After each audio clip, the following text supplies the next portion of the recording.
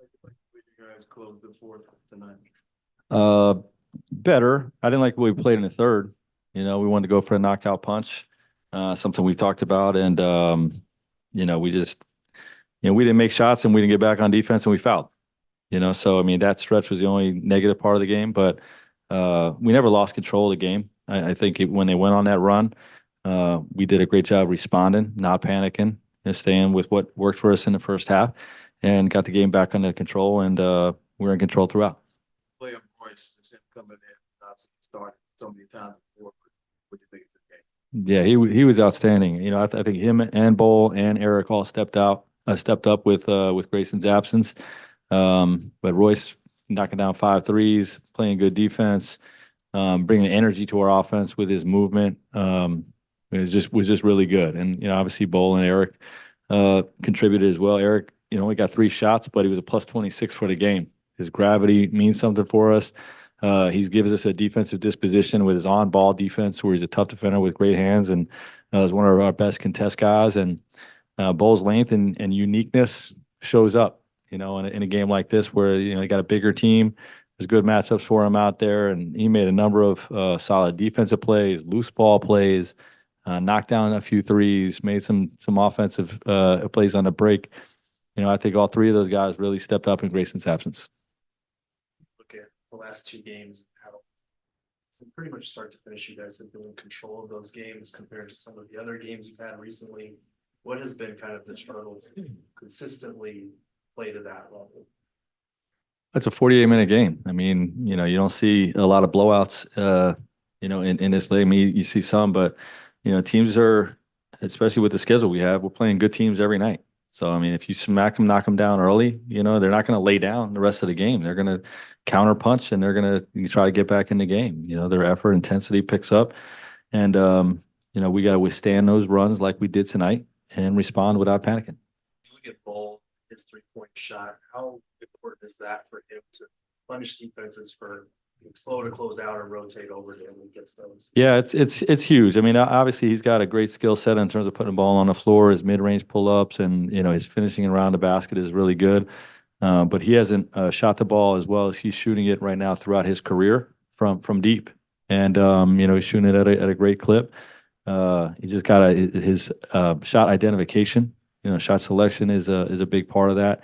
When he's taking good shots and has time to get his feet set and everything, he shoots the ball at a high clip. So, that's been a big part of this recent surge when he's been in the rotation, of how well he's shooting the ball. Frank, I know you're in the middle of this, and this is kind of an off-game question, but what's your feeling about Phoenix being the center of the basketball world this weekend, with you guys playing a couple of home games, coming down the stretch? You've got the NCAA finals here, the Final Four here. You got a new campus that you guys are opening tomorrow. Yeah, I love it. I love it for this town. This town is a big time basketball city. You know what I mean? It really is. The fans here love their Suns. You can feel the passion about Suns basketball. They're fans of other sports, but the Suns been here the longest, and there's a big passion for our team and for the game of basketball. And with the college basketball coming here, obviously, Tucson being a short trip away, and Arizona State being right here, Grand Canyon making the NCAA tournament. There's a big college basketball fan base as well. So I love that we're the center of the basketball universe this weekend. It's amazing that the whole sports scene here started in 1969 with the Suns. There you go. You guys have had some tough losses, maybe some questionable losses or efforts at times, but you haven't let those losses linger. How would you describe just the resiliency that you guys have shown as far as not letting that stuff go from here to again? Yeah, you got to block out the noise. I think it's easy. It's a world right now where when you lose, the media and the fans and everybody's Twitter, everybody's going to jump on you and try to kick you while you're down, and you can't get too high, can't get too low. And when you win a big game, everybody's going to put you up on a pedestal, and you can't pay attention to that stuff. You have to have a steady mindset. There's ebbs and flows throughout the course of a season. Sometimes you get your butt beat because the other team just shot the heck out of the basketball and you didn't play that bad. Sometimes you win a game and you didn't play that good, and you just got to have a steady mindset, a growth mindset with our daily work, removing the result of the previous game and focusing on our execution pieces each day. And you keep moving the needle forward. Last two, some of the struggles that you were mentioning, how much for luxury rely on having your shot making to keep the offense up. Yeah, those guys were great. Both those guys made a lot of shots, and I would put Brad in that basket too. I mean, he didn't have the high point total, but he's generating so much offense for us, whether he's getting the assist or not. You know, he's our best paint toucher. And, you know, he's got 7 assists tonight. He very easily could have 13, 14 assists with how he's touching the paint and spraying it back out. And so I think all three of those guys really contributed during that stretch.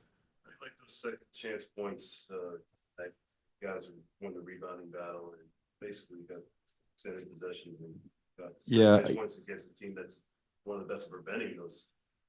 Yeah, we only got eight offensive rebounds, but I think we scored on most of them. And Nurk had a huge play in the first half where he offensive rebound. We're trying to get him and all of us really to recognize when we offensive rebound in a crowd to throw it out and you know, punish the defense with threes.